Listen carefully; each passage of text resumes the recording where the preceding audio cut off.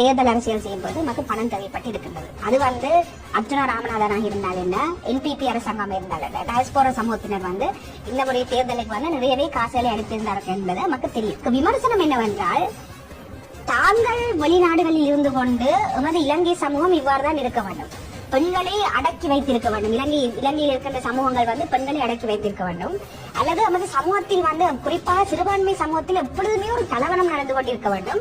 எனவே அவர்கள் அங்கு இன்று கூட இலங்கை சாதாரண நிலையிலேயே தமிழ் மக்களுக்கு எதிரான பிரச்சனைகள் தான் இருக்கின்றதெல்லாம் கூறி அவர்கள் அங்கு தமது அரசியலை செய்வதற்காக இங்கு அர்ச்சுனா ராமநாதனை போன்ற எந்த விதமான ஒரு அரசியல் சிந்தனையும் எந்த விதமான ஒரு மதிப்பு மரியாதையும் இல்லாத ஒரு அரசியல் ஒரு நபரை அவர்கள் இன்று பாராளுமன்றத்தில் அவர்களின் பண உதவியின் மூலம் அவர் இன்று பாராளுமன்றத்துக்கு சென்றிருக்கின்றார்.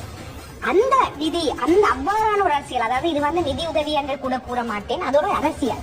இங்கிருக்கின்ற சமூகங்கள் நாங்கள் அவர்களது பணத்துடன் நாங்கள் மோதிக்கொண்டிருக்கணும். அவர்கள் செய்கின்ற அரசியல், பணம் மூலம் அவர்கள் செய்கின்ற அரசியல், பணம் மூலம் ஆட்களை இங்கு நபர்களை ஏற்றி வைத்து அவர்கள் மூலம் சில அரசியலை செய்து கொண்டிருக்கின்றார்கள். அதன் மூலம் நாங்கள் இங்கு சாக்கடை எமது அரசியல் சாக்கடை ஆகிக்கொண்டிருக்கின்றது. அதில் எனக்கு பெரு விமர்சனம் காணப்படுகிறது. உதாரணத்துக்கு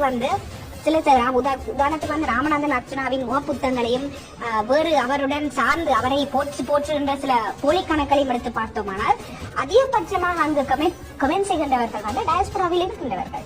எனவே எமது அரசாங்கத்தை சாக்கடையாக்கி கொண்டிருப்பதற்காக அவர்கள் பணத்தை இங்கு செலுத்திக் கொண்டிருக்கின்றார்கள். ஆனால் அதில் எனக்கு பெரும் விமர்சனம் காணப்படுகிறது.